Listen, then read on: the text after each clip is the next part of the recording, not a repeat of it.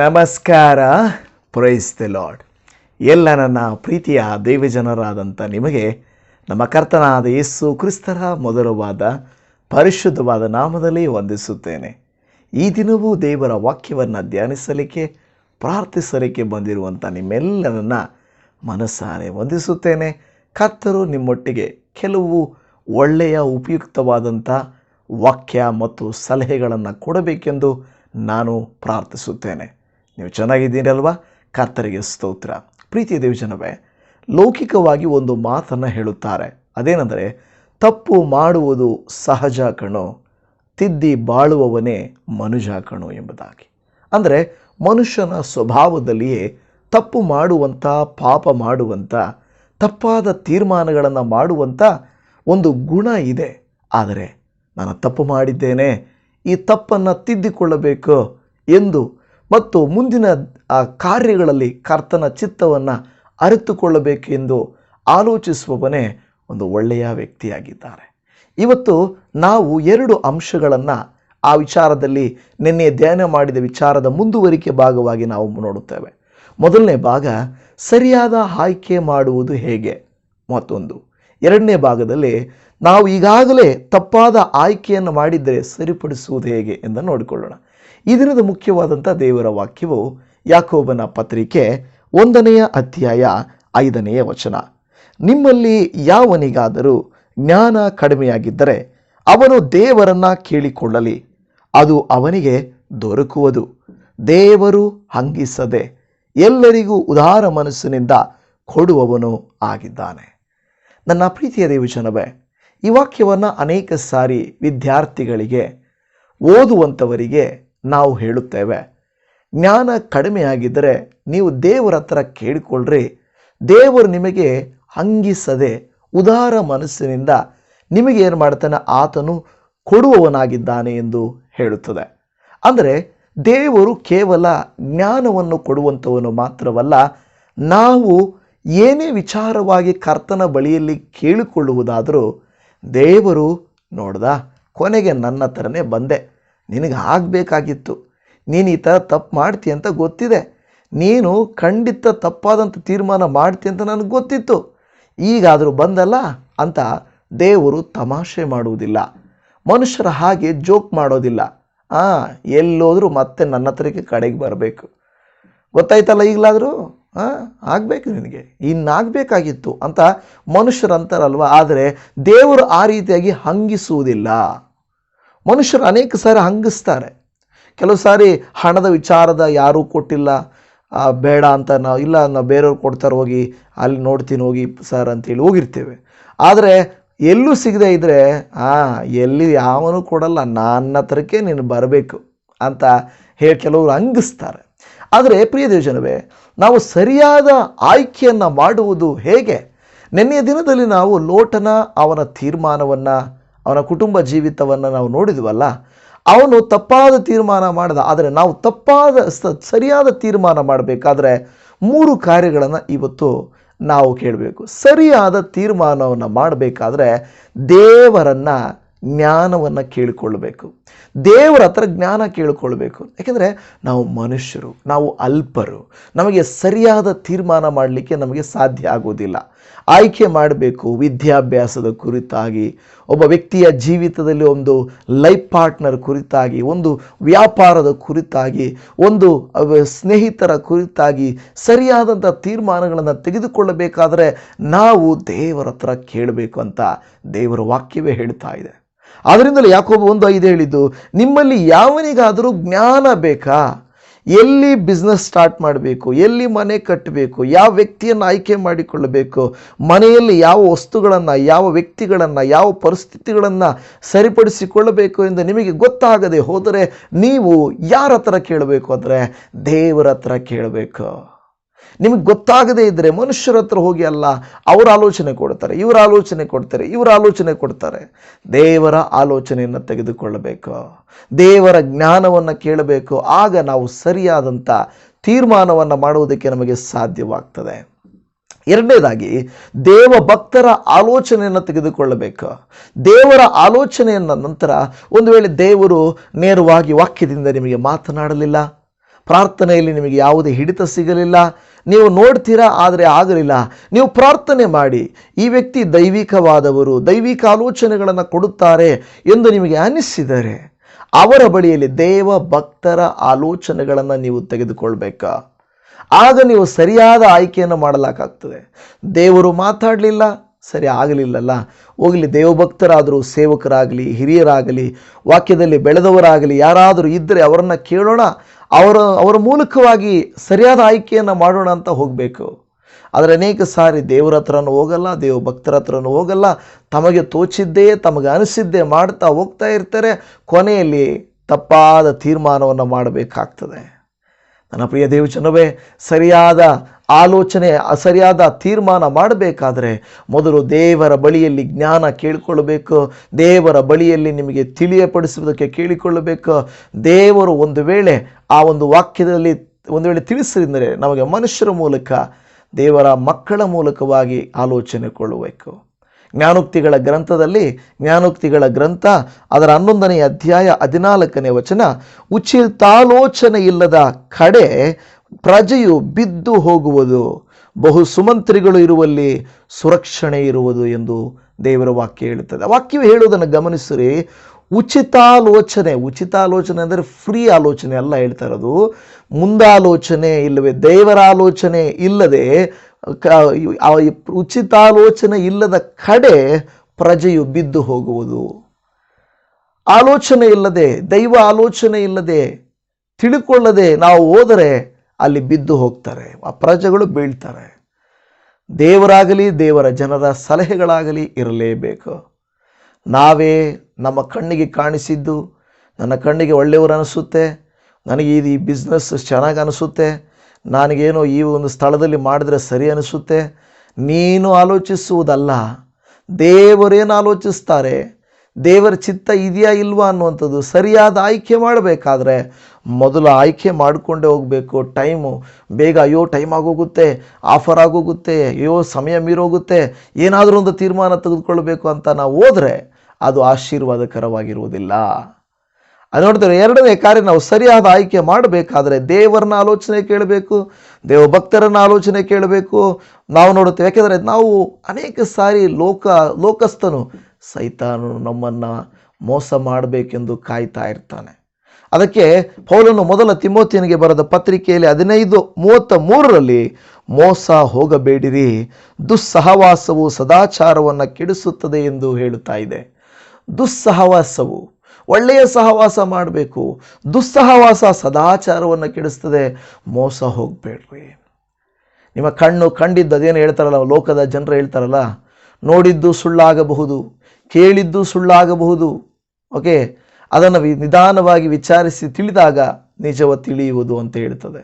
ಹಾಗೆ ನಾವು ಯಾವುದೋ ಅಯ್ಯೋ ನೋಡಿದ್ವಿ, ಕೇಳಿದ್ವಿ, ಯಾರೋ ಹೇಳಿದರು ಅನ್ನುವಂಥ ಆಲೋಚನೆ ಮೇಲೆ ಹೋದರೆ ನಾವು ದೇವರ ಮಕ್ಕಳಾಗಿರುವುದಿಲ್ಲ, ದೇವರ ಆಲೋಚನೆಗಳಂತೆ ನಾವು ನಡೆಯುವಂಥವರು ಆಗಿರುವುದಿಲ್ಲ. ಪ್ರಿಯ ದೇವಜನವೇ, ಇವತ್ತು ನೀವು ನಾನು ಹೇಗಂದರೆ ಮೋಸ ಹೋಗಬಾರದು, ದುಸ್ಸಹವಾಸವನ್ನು ಮಾಡಬಾರದು ಎಂದು ದೇವರ ವಾಕ್ಯವೇ ಹೇಳುವುದನ್ನು ನಾವು ನೋಡುತ್ತಾ ಇದ್ದೇವೆ. ಸೊ ಈ ಒಂದು ಭಾಗದಲ್ಲಿ ನೋಡುವಾಗ ಸರಿಯಾದ ಆಯ್ಕೆ ಮಾಡುವುದು ಹೇಗೆ ಅಂತ ನಾವು ನೋಡಿದ್ರೆ ನಾವು ನೋಡುತ್ತೇವೆ. ಮೊದಲನೇದು, ದೇವರನ್ನ ಕೇಳಬೇಕು, ದೇವಭಕ್ತರ ಆಲೋಚನೆಯನ್ನು ಮಾಡಬೇಕು. ಮತ್ತು ಮೂರನೇದಾಗಿ, ನಾವು ಏನೇ ಮಾಡಿದರೂ ಅದು ಕ್ರಿಸ್ತನಿಗಾಗಿ ಮಾಡಬೇಕು. ಅಂದರೆ ದೇವರಿಗಾಗಿ ಮಾಡಬೇಕು. ಇದೇನಿದು ದೇವರಿಗಾಗಿ ಮಾಡುವಂಥದ್ದೇನು ಅಂತ ಅಂದ್ಕೊಳ್ತಾ ಇದ್ದೀರಾ? ದೇವರಿಗಾಗಿ ಮಾಡುವಂಥದ್ದಂದರೆ ನಾವು ನಮಗಾಗಿ ಮಾಡದೆ, ಲೋಕಕ್ಕಾಗಿ ಮಾಡದೆ, ದೇವರಿಗಾಗಿ ಮಾಡಿದರೆ ಅದು ದೇವರು ಆಶೀರ್ವದಿಸುತ್ತಾರೆ. ದೇವರ ವಾಕ್ಯವೇ ಹೇಳುತ್ತದೆ, ಮೊದಲ ಕೊರಿಂಥದವರಿಗೆ ಬರೆದ ಪತ್ರಿಕೆ 10ನೇ ಅಧ್ಯಾಯ 31ನೇ ವಚನದಲ್ಲಿ, ಹೀಗಿರಲಾಗಿ ನೀವು ಉಂಡರೂ ಕುಡಿದರೂ ಇನ್ನೇನು ಮಾಡಿದರೂ ಎಲ್ಲವನ್ನ ದೇವರ ಘನತೆಗಾಗಿ ಮಾಡಿರಿ ಎಂದು ಹೇಳುತ್ತದೆ. ನೋಡಿ, ಈ ವಾಕ್ಯ ಏನು ಹೇಳುತ್ತದೆ? ಈಗಿರಲಾಗಿ ನೀವು ಏನೇ ಮಾಡಿದರು, ನೀವು ಉಂಡರೂ, ನೀವು ಕುಡಿದರೂ, ಇನ್ನೇನು ಮಾಡಿದರು ಅಂದರೆ, ಹಾಗಾದರೆ ನಾವು ನಾವು ತಿನ್ನೋದು ದೇವ್ರ ಘನತೆಗಾಗಿ ಮಾಡಬೇಕಾ, ಕುಡಿಯೋದು ದೇವ್ರ ಘನತೆಗಾಗಿ ಮಾಡಬೇಕಾ? ಅಂದರೆ ಕುಡಿಯೋದು ತಿನ್ನೋದು ಅಂದರೆ ನೀವು ಬೇರೆ ಅರ್ಥ ಮಾಡ್ಕೊಳ್ಳೋಕೆ, ನಾವು ಊಟ ತಿನ್ನೋದು, ನಾವು ಏನೇ ಕುಡಿಯುವುದು, ಏನೇ ಸೇವಿಸುವುದು ಕೂಡ ನಾವು ಅದನ್ನೇ ಅಂದರೆ ಅದರ ಅರ್ಥ ಇದೇನಿದು, ತಿನ್ನೋದು ಕೂಡ ನಾವು ದೇವ್ರನ್ನ ಕೇಳಬೇಕಾ? ಪ್ರಿಯರೇ, ಇವತ್ತಿನ ಕಾಲದಲ್ಲಿ ಹೇಗಾಗಿದೆ ಗೊತ್ತಾ? ನಾವು ತಿನ್ನುವಂಥ ಆಹಾರ ವಿಷವಾಗಿದೆ. ಅಂದರೆ ವಿಷ ಅಂದರೆ ಏನು? ವಿಷ ಅಲ್ಲ, ನಿಧಾನವಾಗಿ ಸ್ಲೋ ಪಾಯ್ಸನ್. ಆಹಾರದಲ್ಲಿ ಶಕ್ತಿ ಇಲ್ಲ, ಆರೋಗ್ಯಕರವಾದ ಆಹಾರವಲ್ಲ. ಅದಕ್ಕೆ ದೇವರ ವಾಕ್ಯ ಹೇಳುತ್ತದೆ, ನೀವು ಯಾವುದೇ ಆಹಾರವನ್ನು ದೇವರ ಕೈಗೆ ಒಪ್ಪಿಸಿ ಪ್ರಾರ್ಥಿಸುವಾಗ ಅದರಲ್ಲಿರುವಂಥ ಯಾವುದೇ ವಿಷದ ಗುಣವು ಇದ್ದರೂ ಅದು ಹೋಗುತ್ತದೆ ಎಂದು ದೇವರ ವಾಕ್ಯ ಹೇಳುತ್ತದೆ. ಅಂದರೆ ಅದರ ಅರ್ಥ, ನಾವು ಊಟಕ್ಕಾಗಲಿ ನೀರಿಗಾಗಲಿ ಯಾವುದಕ್ಕೆ ಆಗಲಿ ದೇವರಿಗೆ ಸ್ತೋತ್ರ ಮಾಡಿ ದೇವರ ಕೈಗೆ ಒಪ್ಪಿಸಿಕೊಟ್ಟು ನಾವು ಏನೇ ಮಾಡಿದರೂ ಕರ್ತನ ಘನತೆಗಾಗಿ ಮಾಡಬೇಕಂತೆ. ಕರ್ತನ ಘನತೆಗಾಗಿ ನಾವು ಮಾಡುವ ಪ್ರತಿ ಕ್ರಿಯೆಗಳನ್ನ ಕರ್ತನ ಘನತೆಗಾಗಿ ಮಾಡಬೇಕೆಂದು ದೇವರ ವಾಕ್ಯ ಹೇಳ್ತಾ ಇದೆ. ನೀವು ನಾನು ಕರ್ತನ ಘನತೆಗಾಗಿ ಮಾಡ್ತೇವ? ಊಟ ಸಿಕ್ಕಿದರೆ ಸಾಕು, ಏನಾದರೂ ಆಶೀರ್ವಾದ ಸಿಕ್ಕಿದರೆ ಸಾಕು, ತಿಂದುಬಿಡ್ತೇವೆ, ಕುಡಿದು ಬಿಡ್ತೇವೆ. ಆಮೇಲೆ ನೋವುಗಳಿಂದ, ತೊಂದರೆಗಳಿಂದ, ಕಷ್ಟಗಳಿಂದ, ಅನಾರೋಗ್ಯಗಳಿಂದ ದೇವರೇ ಎಂದು ಮೊರೆ ಇಡುತ್ತೇವೆ. ಮಾಡುವಾಗ ಕೃತ್ಯಗಳು ಪ್ರಾರಂಭಿಸುವಾಗ ದೇವರ ಅವಶ್ಯಕತೆ ಇರಲಿಲ್ಲ. ನೊಂದಾಗ, ಕಷ್ಟಪಟ್ಟಾಗ, ಸೋತಾಗ, ಏನೋ ತೊಂದರೆ ಆದಾಗ, ಮಗಳ ಜೀವಿತ, ಮಗನ ಜೀವಿತ, ವ್ಯಾಪಾರ, ವ್ಯವಸಾಯ, ನೀವು ಮಾಡೋ ಕೃತ್ಯಗಳು, ನಿಮ್ಮ ಆಲೋಚನೆಗಳು, ನಿಮ್ಮ ಎಲ್ಲ ಕಾರ್ಯಗಳಲ್ಲಿ ನೀವು ಸೋತಾಗ ಸ್ವಾಮಿ ದೇವರೇ ಎಂದು ಹೇಳುವುದಲ್ಲ. ನನ್ನ ಪ್ರಿಯ ದೇವಜನವೇ, ಇವತ್ತು ನೀವು ನಾನು ಸರಿಯಾದ ಆಯ್ಕೆ ಮಾಡುವುದಕ್ಕಿಂತ ಮುಂಚೆ ನಾವು ಈ ಕಾರ್ಯಗಳನ್ನು ಮನಸ್ಸಲ್ಲಿಟ್ಟುಕೊಳ್ಳಬೇಕು. ನಾವು ದೇವರ ಆಲೋಚನೆ ಕೇಳಬೇಕು, ದೇವಭಕ್ತರ ಆಲೋಚನೆಯನ್ನು ಕೇಳಬೇಕು. ಇಲ್ಲವೇ ದೇವರಿಗಾಗಿ ಎಲ್ಲವನ್ನೂ ಮಾಡುವುದು ದೇವರಿಗಾಗಿ ಮಾಡಬೇಕು. ಆವಾಗ ನಮ್ಮ ತೀರ್ಮಾನ ಸರಿಯಾಗಿರ್ತದೆ. ನಮಗಾಗಿ ನಮ್ಮ ಆಲೋಚನೆಯಂತೆ ನಾವು ಮಾಡಿದರೆ ಅದು ತಪ್ಪಾಗಿರ್ತದೆ. ಈಗ ಎರಡನೆಯ ಭಾಗದಲ್ಲಿ ನಾವು ನೋಡೋದು ತಪ್ಪಾದ ಆಯ್ಕೆಯನ್ನು ಸರಿಪಡಿಸೋದು ಹೇಗೆ. ಈಗಾಗಲೇ ತಪ್ಪು ಮಾಡಿಬಿಟ್ಟಿದ್ದೀವಿ, ಏನು ಮಾಡೋದು? ಹಾಗೆ ಆಯಿತು ಬಿಡು ದೇವರೇ, ಇನ್ನಾಯಿತು, ಆಗಿದೆಲ್ಲ ಆಗೋಯ್ತಪ್ಪ ಅಂತ ಹೇಳೋಕ್ಕಾಗುತ್ತಾ? ಕೆಲವು ಉದಾಹರಣೆಗಳ ಮೂಲಕವಾಗಿ ನಿಮಗೆ ನಾವು ನಡೆದಿರುವ ತಪ್ಪನ್ನು ಸರಿಪಡಿಸೋದು ಹೇಗೆ ಎಂಬುದನ್ನು ಆಲೋಚನೆ ಮಾಡೋಣ. ಈಗ ಈ ನಡೆದಿರುವ ತಪ್ಪನ್ನು ಸರಿಪಡಿಸಬೇಕಂತ ಹೇಳಿದರೆ ನಮ್ಮ ಆಲೋಚನೆ ಪ್ರಕಾರ ಹೋಗೋಕ್ಕಾಗಲ್ಲ. ಬೈಬಲಲ್ಲಿ ಕೆಲವು ವ್ಯಕ್ತಿಗಳು ತಪ್ಪು ಮಾಡಿ ಅದನ್ನು ಸರಿಪಡಿಸ್ಕೊಂಡ್ರಲ್ವಾ, ಹಾಗೆ ನಾವು ಕೂಡ ಏನು ಮಾಡಬೇಕಂದ್ರೆ ತಪ್ಪಾಗಿರುವುದನ್ನು ಸರಿಪಡಿಸ್ಕೊಳ್ಬೇಕು. ಅದರಲ್ಲಿ ಮೊದಲನೇದಾಗಿ ನಾನು ನಿಮಗೆ ಹೇಳೋದೇನೆಂದರೆ, ನಾವು ನೋಡುತ್ತೇವೆ ತಪ್ಪಾದ ಆಯ್ಕೆಯನ್ನು ಮಾಡಿದಂಥ ಲೋಟನು ಏನು ಮಾಡಿದ? ತಪ್ಪಾದ ತೀರ್ಮಾನ ಮಾಡಿದಂಥ ಲೋಟನು ಮೊದಲನೇದಾಗಿ ಆ ವ್ಯಕ್ತಿ ಏನು ಮಾಡ್ದ? ಅವನೇನು ಮಾಡ್ದ ಅಂದರೆ ತಾನು ಆಯ್ಕೆ ಮಾಡ್ಕೊಂಡ್ಬಿಟ್ಟ ತಪ್ಪಾಗಿ. ತನ್ನ ದೊಡ್ಡಪ್ಪವನ್ನು ಲೋಟನ ಅಬ್ರಹಾಮನನ್ನು ಬಿಟ್ಟು ತೀರ್ಮಾನ ಮಾಡಿಬಿಟ್ಟ. ಆದರೆ ಮುಂದಿನ ದಿನದಲ್ಲಿ ಅವನೇನು ಮಾಡ್ತಾನೆ ಗೊತ್ತಾ? ದೇವರ ಮಾತಿಗೆ ವಿಧೇಯನಾಗ್ತಾನೆ. ಅವನ ಆಯ್ಕೆ ಮಾಡಿಕೊಂಡಿದ್ದೇನು ತಪ್ಪಾಗಿರಬಹುದು, ಆದರೆ ಆ ನಂತರ ವಾಕ್ಯಗಳಲ್ಲಿ ನಾವು ನೋಡುತ್ತೇವೆ ಆ ಕೆಟ್ಟವರ ಮಧ್ಯದಲ್ಲಿ ಅವನೇನು ಮಾಡಿದ್ದಾನೆಂದರೆ ದುರ್ಮಾರ್ಗಿಗಳ ಮಧ್ಯದಲ್ಲಿ ಅವನು ತನ್ನನ್ನು ತಾನು ಪರಿಶುದ್ಧನಾಗಿಟ್ಟುಕೊಂಡಿದ್ದನು ಅಂತ ನಾವು ಪೇತ್ರನು ಅವನ ಕುರಿತಾಗಿ ಹೇಳುವುದನ್ನು ನಾವು ನೋಡುತ್ತಾ ಇದ್ದೇವೆ. ಹೌದು, ಆ ದುರ್ಮಾರ್ಗಿಗಳ ಮಧ್ಯೆ, ಆ ನಾಚಿಕೆ ಕೆಟ್ಟ ಜನರ ಮಧ್ಯೆ ಅವನು ಪರಿಶುದ್ಧತೆಯನ್ನು ಕಾಪಾಡಿಕೊಂಡಿದ್ದನು ಎಂಬುದನ್ನು ನಾವು ನೋಡುತ್ತಾ ಇದ್ದೇವೆ. ನೋಡಿ, 2 ಪೇತ್ರ 2ನೇ ಅಧ್ಯಾಯ 7-8ರಲ್ಲಿ ಹೇಳುತ್ತದೆ, ಆ ಅಧರ್ಮಿಗಳ ನಾಚಿಕೆ ಕೆಟ್ಟ ನಡತೆ ಅವರ ಮಧ್ಯದಲ್ಲಿ ವೇದನೆಗೊಂಡಿದ್ದನು. ನೀತಿವಂತನಾದ ಲೋಟನನ್ನು ದೇವರು ತಪ್ಪಿಸಿದನು. ಯಾವಾಗ ಲೋಟನು ದೇವರ ಮಾತಿಗೆ ವಿಧೇಯನಾದನು ನೀತಿವಂತನಾಗುವುದಕ್ಕೆ, ನೋಡಿ ಇಲ್ಲಿ ಹೇಳ್ತದೆ ಆ ವಾಕ್ಯ ಮುಂದೆ ಹೋಗಿ, ಆ ನೀತಿವಂತನು ಅವರ ನಡುವೆ ಇದ್ದುಕೊಂಡು ಅವರ ಅನ್ಯಾಯ ಕೃತ್ಯಗಳನ್ನು ನೋಡುತ್ತಾ ಕೇಳುತ್ತಾ ಅವುಗಳ ನಿಮಿತ್ತ ದಿನೇ ದಿನೇ ತನ್ನ ನೀತಿಯುಳ್ಳ ಆತ್ಮದಲ್ಲಿ ಬಹಳವಾಗಿ ಕರಕರೆಗೊಂಡನು. ಅರ್ಥ ಆಗ್ತಾ ಇದೆಯಾ? ಅವನಿಗೆ ತೊಂದರೆ ಆಯಿತು ನಿಜ. ಪ್ರತಿದಿನ ಅಲ್ಲಿ ವಾಕ್ಯ ಹೇಳ್ತಾ ಇರೋದು, ತನ್ನ ನೀತಿಯುಳ್ಳ ಆತ್ಮದಲ್ಲಿ ದಿನೇ ದಿನೇ, ಒಂದು ದಿವಸ ಅಲ್ಲ, ತಾನಿಂಥ ಸ್ಥಳಕ್ಕೆ ಬಂದಿದ್ದಕ್ಕಾಗಿ, ತಾನಿಂಥ ಆಯ್ಕೆ ಮಾಡಿದ್ದಕ್ಕಾಗಿ ದಿನೇ ದಿನೇ ತನ್ನ ನೀತಿಯುಳ್ಳ ಆತ್ಮದಲ್ಲಿ ಬಹಳವಾಗಿ ಕರಕರಗೊಂಡನು. ಇದು ನನ್ನ ಪ್ರಿಯ ದೇವಜನವೇ, ನೀವು ಕೂಡ ನೀವು ಮಾಡಿದ ತಪ್ಪಿಗೆ ದಿನೇ ದಿನೇ ಅಳ್ತಾ ಇದ್ದೀರಾ, ಬಾಧೆ ಪಡ್ತಾ ಇದ್ದೀರಾ. ನಾನು ಯಾಕೆ ಮಾಡಿದ್ನೋ ಈ ಥರ, ನಾನು ಯಾಕೆ ಈ ಥರ ತೀರ್ಮಾನ ಮಾಡಿದನು ಅಂತ ನೋವು ಪಡ್ತಾ ಇದ್ದೀರಾ. ಖಂಡಿತ ದಿನೇ ದಿನೇ ನೀವು ನಿಮ್ಮ ಆತ್ಮದಲ್ಲಿ ಬಹಳವಾಗಿ ಕರಕರಗೊಂಡಿದ್ದರೆ ನೀವು ಒಂದು ಕಾರ್ಯ ಏನಂದರೆ, ಲೋಟನ ಹಾಗೆ ನಾವು ಅವರ ಮಧ್ಯದಲ್ಲಿ ಆಗೋಗಿದೆ. ಇಂಥ ವ್ಯಕ್ತಿಯನ್ನು ಮದುವೆ ಮಾಡ್ಕೊಳ್ಬಾರ್ದಾಗಿತ್ತು. ಇಂಥ ಗಂಡ, ಇಂಥ ಹೆಂಡತಿ, ಏನೋ ನನ್ನ ತಪ್ಪು, ನಾನು ಮಾಡಿದ ಮಿಸ್ಟೇಕು, ನಾನೇ ನನ್ನ ದೃಷ್ಟಿಗೆ ಸರಿಪಡುವಂತೆ ಮಾಡಿಬಿಟ್ಟೆ. ಆದರೆ ಏನು ಮಾಡೋದೀಗ? ದಿನೇ ದಿನೇ ನರಕ ಅನುಭವಿಸ್ತಾ ಇದ್ದಾನೆ. ಕೆಲವರು ಹೇಳ್ತಾರೆ, ಅಷ್ಟೇ ನರಕದಲ್ಲಿದ್ದೇನೆ. ಇನ್ನೇನು ನರಕ? ಇದೇ ನರಕ. ದಿನೇ ದಿನೇ ನರಕ ಅನುಭವಿಸ್ತಾ ಇದ್ದೇನೆ. ನನ್ನ ಮಕ್ಕಳ ಹತ್ರ, ನನ್ನ ಗಂಡನ ಹತ್ರ, ನನ್ನ ಹೆಂಡತಿ ಹತ್ರ ದಿನೇ ದಿನೇ ನರಕ ಅನುಭವಿಸ್ತಾ ಇದ್ದೇನೆ. ಕೆಲವರಿಗೆ ಕುಡುಕ ಗಂಡ, ಕಾಲವೆಲ್ಲ ಅವರ ಹತ್ರ ನೋವು ಪಟ್ಟು, ಆನಂತರ ಮಕ್ಕಳ ಹತ್ರ ನೋವು ಪಟ್ಟು, ಆನಂತರ ಮೊಮ್ಮಕ್ಕಳ ಹತ್ರ ನೋವು ಪಟ್ಟು, ಕೆಲವರ ಜೀವಿತವೆಲ್ಲ ಕರಕರೆ. ಜೀವಿತವೆಲ್ಲ ಅಲ್ಲಿ ನೋಡುತ್ತೇವೆ ಕರಕರೆಗೊಂಡನು ಅಂತ ಹೇಳಿದ ಹಾಗೆ ದಿನೇ ದಿನೇ ನೀವು ನಿಮ್ಮ ಆತ್ಮದಲ್ಲಿ ನೀವು ಮಾಡಿದ ಕೃತ್ಯಕ್ಕೆ ತಕ್ಕಂತೆ ಕರಕರೆಗೊಳ್ಳುತ್ತಾ ಇದ್ದೀರಾ. ಪ್ರತಿನಿತ್ಯ ಅಳುತ್ತಾ ಇದ್ದೀರಾ, ನೋವು ಪಡ್ತಾ ಇದ್ದೀರಾ. ತಪ್ಪಿಸ್ಕೊಳ್ಳೋಕ್ಕಾಗಲ್ಲ. ಯಾಕೆಂದರೆ ಅದು ಆಗೋಗಿದೆ. ತಪ್ಪಿಸಿಕೊಳ್ಳಲಿಕ್ಕೆ ಅವಕಾಶವೇ ಇಲ್ಲ. ನೋಡಿ, ಯೋಬನು ಮಾಡಿದ ಕೆಲಸ ಏನಂದರೆ ಅಲ್ಲಿಂದ ಹೋಗೋಕ್ಕಾಗಲ್ಲ. ಆದರೆ ಅವರ ಮಧ್ಯದಲ್ಲಿಯೇ ವೇದನೆಗೊಂಡರು, ಕರಕರೆಗೊಂಡರು, ಆತ್ಮದಲ್ಲಿ ಬಹಳವಾಗಿ ನೊಂದುಕೊಂಡರೂ ಕೂಡ ನೀತಿವಂತನಾಗಿ ಬದುಕಿದನು. ಇದು ನನ್ನ ಸಹೋದರಿ, ನೀವು ದುಷ್ಟರ ಮಧ್ಯದಲ್ಲಿ ವಾಸ ಮಾಡ್ತಾ ಇದ್ದೀರಾ ತಾನೇ?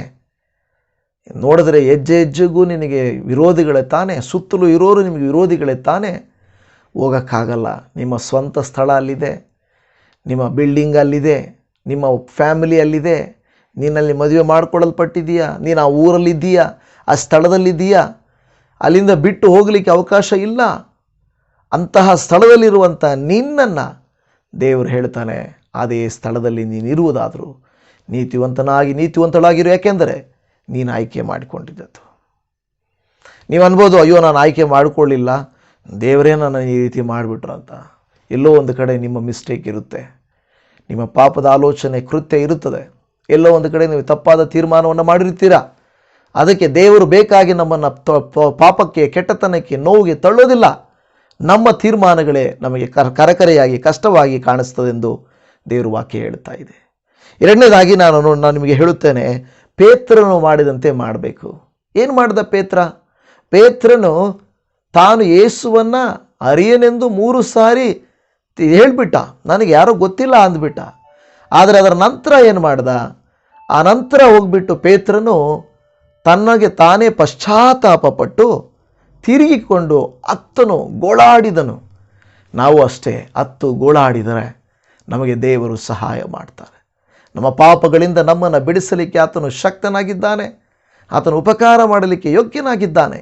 ಆತನು ಒಳ್ಳೆಯವನು, ನಮಗೆ ಸಹಾಯ ಮಾಡಿಯೇ ಮಾಡ್ತಾನೆ. ಪೇತ್ರನು ಹೇಗೆ ಹೋಗಿ ಗೋಡೆಯ ಕಡೆಗೆ ತಿರುಗಿಕೊಂಡು, ಸ್ವಾಮಿ ನಾನು ಪಾಪಾತ್ಮನು, ನನ್ನನ್ನು ಕ್ಷಮಿಸು, ನಾನು ತಪ್ಪು ಮಾಡಿದ್ದೇನೆ ಎಂದು ತಿರುಗಿಕೊಳ್ಳುವಾಗ ಮತ್ತೆ ಅದೇ ಪೇತ್ರನನ್ನು ಸ್ವಾಮಿಯು ಉಪಯೋಗಿಸ್ತಾರೆ. ಇವತ್ತು ನೀವು ನಾನು ಹಾಗೆ ಹತ್ತುಕೊಂಡು ಹಿಂತಿರುಗಿ ಬರುವಾಗ, ಮಾಡಿದ ತಪ್ಪಿಗೆ ಪಶ್ಚಾತ್ತಾಪಪಟ್ಟು ಕ್ಷಮಾಪಣೆಯನ್ನು ಕೇಳಿ ಕರ್ತನ ಕಡೆಗೆ ಬರುವಾಗ, ಕರ್ತನು ಖಂಡಿತವಾಗಿ ನಮ್ಮ ಎಲ್ಲ ಪಾಪ ಅಪರಾಧಗಳನ್ನು ಕ್ಷಮಿಸುತ್ತಾನೆ ಮತ್ತು ನಮ್ಮನ್ನು ತನ್ನ ಮಕ್ಕಳನ್ನಾಗಿ ಉಪಯೋಗಿಸಿಕೊಳ್ಳುತ್ತಾನೆ. ಮೂರನೇದಾಗಿ ನಾವು ನೋಡುತ್ತೇವೆ, ಪೌಲನು ಯೇಸುವಿನ ನಾಮವನ್ನು ಅರಿತವರನ್ನು ಹಿಂಸಿಸಿ, ಅವನ್ನು ಬಾಧಿಸಿ ಹಿಂಸೆ ಪಡಿಸ್ತಾ ಇದ್ದ. ಆದರೆ ನಂತರ ನೋಡುತ್ತೇವೆ, ದೇವರೇ ಪಾಪಿಗಳಲ್ಲಿ ಮೊದಲ ಪಾಪಿ ನಾನಪ್ಪ, ನನ್ನನ್ನು ಕ್ಷಮಿಸು, ನಾನು ತೆಗೆದುಕೊಂಡ ತಪ್ಪಾದ ತೀರ್ಮಾನಕ್ಕೆ ಬದಲಾಗಿ ನಾನು ನಿನ್ನ ಸೇವೆಯನ್ನು ಮಾಡ್ತೇನೆ. ನಾನು ಹಿಂಸಿಸಿದ ನಿನಗೆ ಅನ್ಯಾಯ ಮಾಡಿ ನಿನಗೆ ನಷ್ಟವನ್ನು ತರಿಸಿದ್ದೀನಲ್ವಾ, ನಷ್ಟಕ್ಕೆ ಬದಲಾಗಿ ನಿನಗೆ ಲಾಭ ಮಾಡಿಕೊಡ್ತೀನಿ, ನನ್ನ ಜೀವನವನ್ನು ನಿನಗೆ ಸಮರ್ಪಣೆ ಮಾಡ್ತೇನೆ ಅಂತ ಹೇಳಿ ಪೌಲನು ತೀರ್ಮಾನ ಮಾಡಿಕೊಂಡ. ಇವತ್ತು ನನ್ನ ಪ್ರಿಯ ದೇವಜನವೇ, ನನಗೆ ಇನ್ನೂ ಅನೇಕ ಉದಾಹರಣೆಗಳಿದೆ, ಆದರೆ ಈ 3 ಉದಾಹರಣೆಗಳನ್ನು ತೆಗೆದುಕೊಳ್ಳೋಣ. ಲೋಟನು, ನಾನು ತೀರ್ಮಾನ ಮಾಡಿದ್ದೀನಯ್ಯ, ನನ್ನದೇ ತಪ್ಪು, ವೇದನೆ, ಕರಕರೆ, ಹಿಂಸೆ, ದಿನೇ ದಿನೇ ಅಳುತ್ತಾ ಇದ್ದೇನೆ, ಆದರೂ ಇವರ ಮಧ್ಯದಲ್ಲಿ ನಾನು ನೀತಿವಂತನಾಗಿ ಬದುಕುತ್ತೇನೆ ಎಂದು ತೀರ್ಮಾನ ಮಾಡಿಕೊಂಡನು. ಅದರಂತೆ ಪೇತ್ರನು ದೇವರನ್ನು ಅಲ್ಲಗಳೆದರೂ ಕೂಡ ಪಶ್ಚಾತ್ತಾಪಪಟ್ಟು ಮತ್ತೆ ದೇವರಿಂದ ಉಪಯೋಗಿಸಲ್ಪಟ್ಟನು. ಹಾಗೆಯೇ ನಾವು ಪೌಲನು ಕೂಡ ತಾನು ಪಡಿಸಿದ ನಷ್ಟಕ್ಕೆ ತಕ್ಕಂತೆ ದೇವರಿಗೆ ಲಾಭ ಮಾಡಿಕೊಳ್ಳಲಿಕ್ಕೆ ನೋಡಿದನು.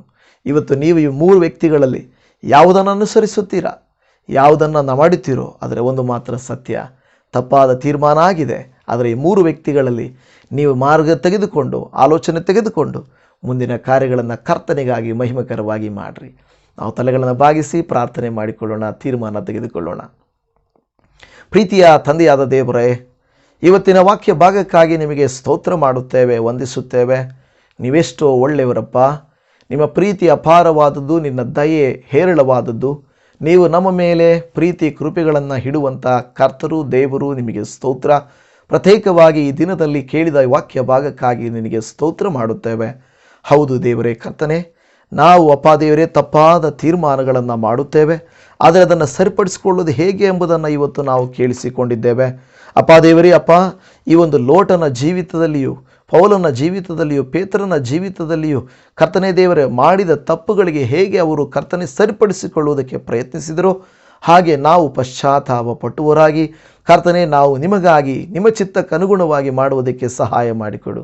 ಹೊಸ ವರ್ಷದಲ್ಲಿ ತಡೆಯಾಗಿರುವ ನಮ್ಮನ್ನು ಕರೆಗೊಳಿಸುವ, ಚಿಂತೆಗೆ ಈಡುಪಡಿಸುವ, ವೇದನೆ ಪಡಿಸುವ, ದಿನೇ ದಿನೇ ಅಳುವಂತೆ ಮಾಡುವಂಥ ಕೃತ್ಯಗಳು ಯೇಸುವಿನ ನಾಮದಲ್ಲಿ ಇಲ್ಲದೆ ಹೋಗಲಿ ಕರ್ತನೆ. ಈ ಭಕ್ತರು ತಪ್ಪು ಮಾಡಿದರು, ಆದರೆ ನಮಗಂತೂ ನಿನ್ನ ವಾಕ್ಯಗಳು ಎಚ್ಚರಪಡಿಸುತ್ತವೆ.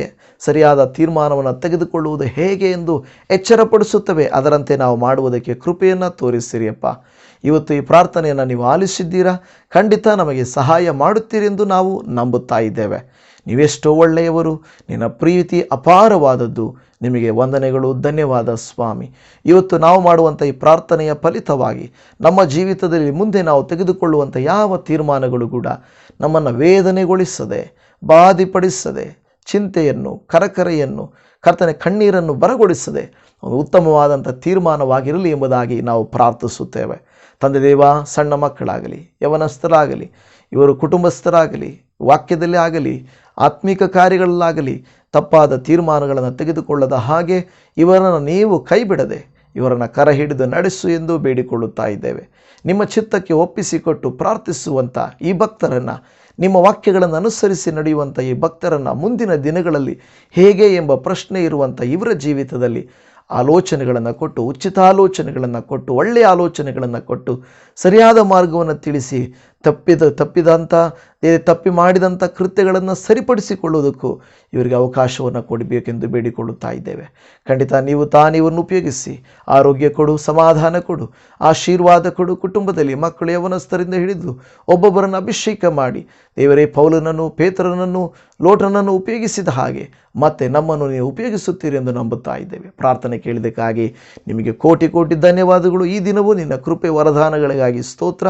ನಿನ್ನನ್ನೇ ಮಹಿಮೆಪಡಿಸುವಂತೆ, ನಿನ್ನ ಮಕ್ಕಳಾಗಿ ಜೀವಿಸುವಂತೆ ನಮ್ಮ ಅವಶ್ಯಕತೆಗಳನ್ನು ಪೂರೈಸಬೇಕೆಂದು ಯೇಸುವಿನ ನಾಮದಲ್ಲಿ ಪ್ರಾರ್ಥಿಸುತ್ತೇವೆ ತಂದೆಯೇ, ಆಮೇನ್. ಪ್ರೀತಿಯ ದೇವಜನವೇ, ಇದುವರೆಗೂ ವಾಕ್ಯವನ್ನು ಕೇಳಿದಂತೆ ನಿಮಗೆ ಧನ್ಯವಾದಗಳು. ಕರ್ತರು ನಿಮ್ಮನ್ನು ಹೇಳುವಾಗ ಆಶೀರ್ವದಿಸಲಿ. ಶಲೋಮ್. Praise the lord.